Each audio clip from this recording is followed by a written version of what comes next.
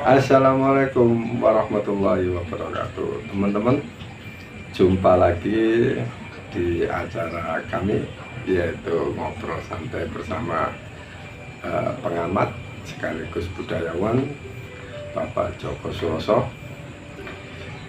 Bagaimana kabar Anda? Saya doakan semoga sehat dan banyak rezekinya. Oke, kali ini kita akan ngobrol santai mengenai beberapa hal tentang pengetahuan perilaku sumber daya manusia. Sumber daya manusia, perilaku sumber daya manusia sama komitmen itu tadi ya. Ya, mungkin nanti teman-teman bisa dijelaskan lagi oleh Pak Joko. Oke, tidak berlama-lama, kita langsung saja.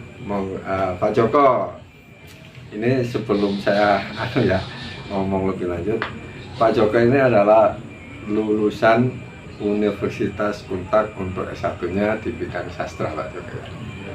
Terus lagi mengambil S2, Pak Joko. Ya, S2 di WP, Universitas Wijaya Putra. Di mana itu? Di Magister Manajemen. Oke, silakan untuk gimana Pak Joko? Salam apa teman-teman? Ya, para pemirsa Sabda Semesta Channel, kali ini kita bincang-bincang santai tentang perilaku sumber daya manusia. Mengapa kita berbincang tentang sumber daya manusia? Karena sumber daya manusia merupakan suatu rancangan yang dibentuk oleh Tuhan Yang Maha Esa untuk melakukan kegiatan yang ada di alam semesta ini. Sumber daya manusia ini sangat penting sekali dalam mengelola pengembangan baik di lembaga pemerintahan, pendidikan, atau di sebuah perusahaan. Dalam pengembangan tersebut, maukah kita mengenal perilaku sumber daya manusia? Perilaku sumber daya manusia itu adalah sangat vital sekali dalam mengembangkan dan mengelola lembaga baik pemerintahan, pendidikan, atau lembaga-lembaga yang lain maupun lembaga yang non formal. Dalam perilaku tersebut, maka dikaitkan dengan dua item atau dua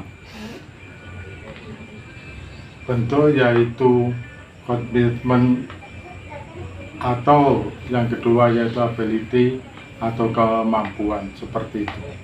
Dua item ini sangat vital sekali dalam mengembangkan bentuk lembaga baik pemerintahan, pendidikan, atau perusahaan, atau organisasi yang lainnya. Itu sangat penting sekali bagi pengembangan tersebut. Terus komitmen itu banyak sekali pengertian sekali, tetapi yang penting komitmen itu adalah rasa memiliki. Rasa memiliki itu sangat penting sekali dalam mengembangkan lembaga tersebut. Karena apa? Ketika manusia atau sumber daya manusia memiliki tentang lembaga tersebut, maka dia akan semangat sekali untuk mengembangkan lembaga tersebut sampai lembaga tersebut menjadi berkembang sangat pesat sekali.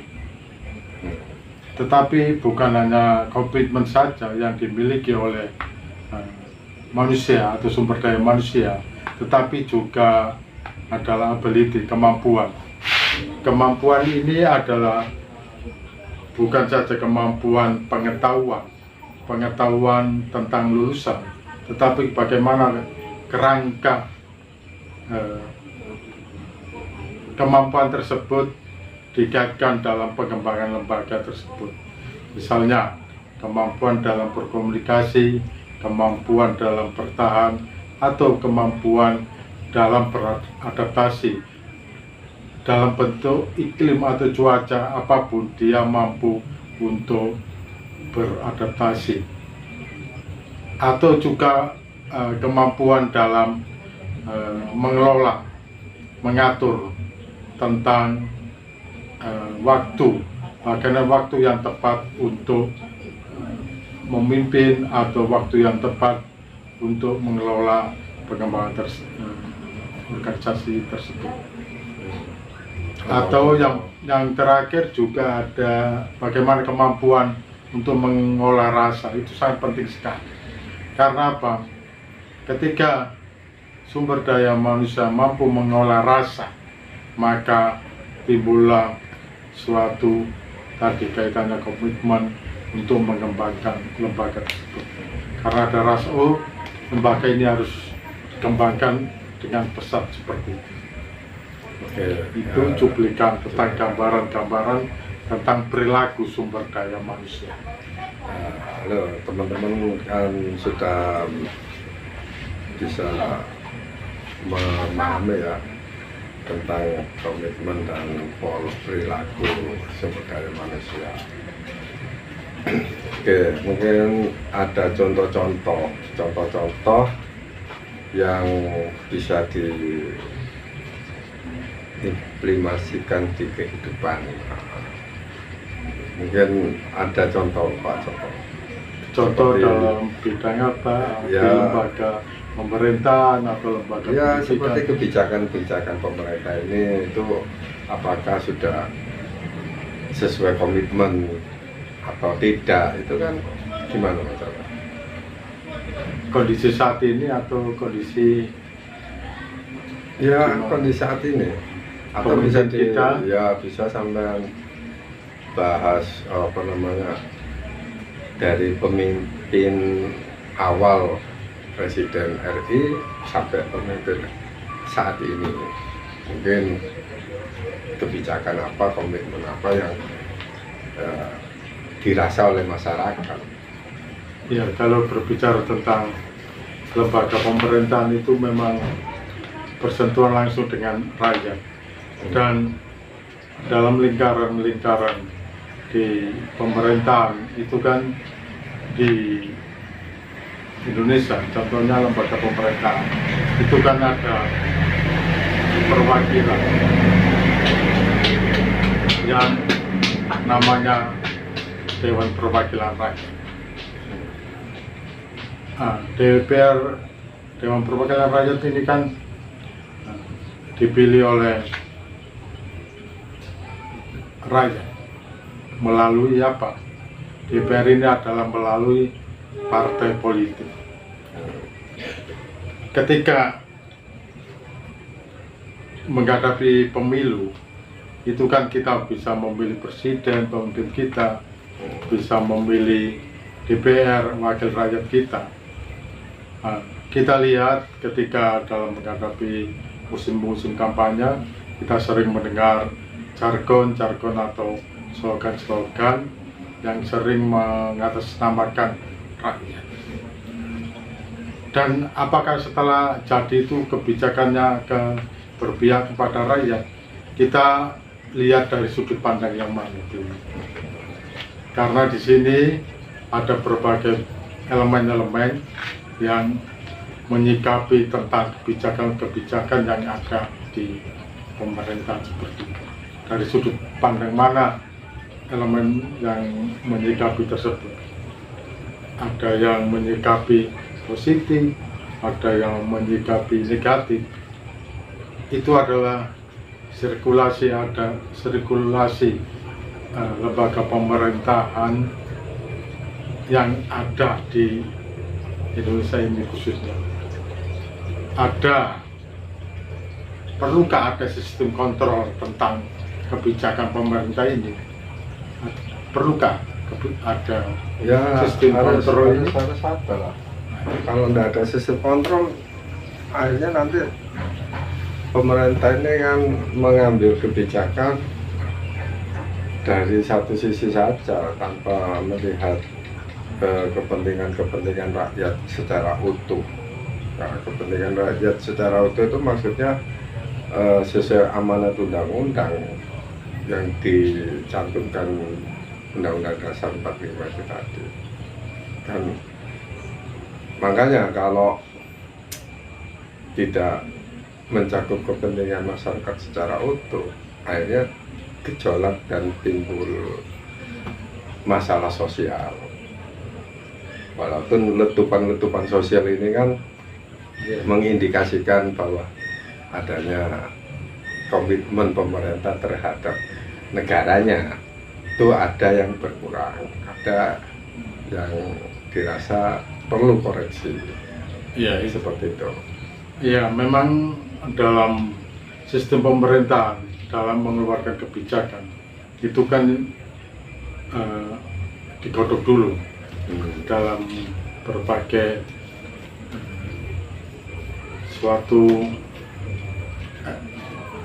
sumber daya manusia yang ada di pemerintah, misalnya DPR, presiden, atau yang lain yang punya kompeten di dalam bidangnya masing-masing, sebut misalnya menteri apa, nah, itu digodok. Nah, dalam penggodokan itu, apakah kebijakan itu berpihak kepada rakyat? Itu bisa dilihat dari kacamata, banyak sekali kacamata dalam memandang kebijakan tersebut. Banyak kadang kita bisa melihat mendengar atau melihat bahwasanya kebijakan itu mengapa sih tidak berpihak kepada rakyat, misalnya kenaikan BBM, nah, seperti itu.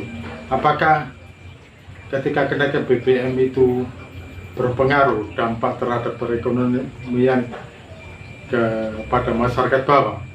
Kalau masyarakat bawah berdampak, dia akan mengatakan bahwasannya kebijakan itu tidak berpihak kepada masyarakat.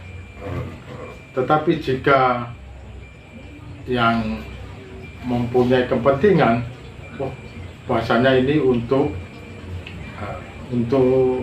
kepentingan negara atau bangsa, untuk menambah income atau gimana seperti itu.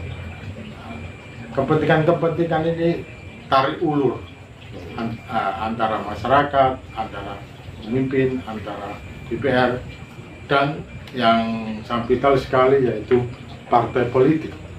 Karena apa?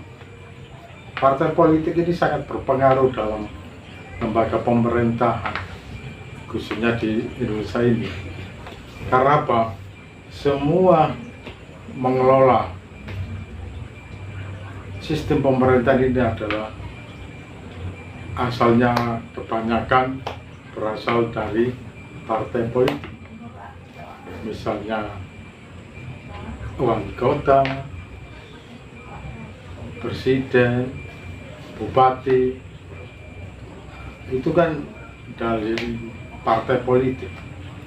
Ketika mereka naik satu jabatan, apakah bisa komitmen untuk berpihak kepada masyarakat dan meninggalkan partainya? Itu lingkaran-lingkaran itu yang sangat mempengaruhi pola pikir sumber daya manusia tadi, perilaku tadi yang diterangkan di depan adalah perilaku sumber daya manusia.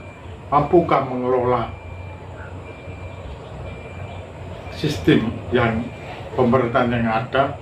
Karena di situ, di dalam sistem pemerintahan tersebut pasti ada sebuah kepentingan yang tidak bisa ditinggalkan seperti itu. Apakah bisa komitmen itu berpihak kepada masyarakat? Itu tergantung penilaian sudut pandang masing-masing.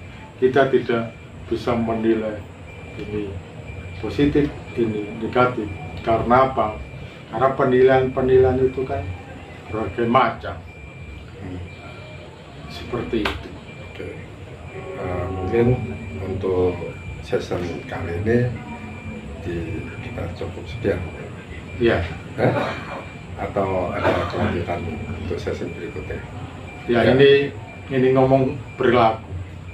Karena kalau ngomong perilaku itu adalah komitmen pada diri kita sendiri.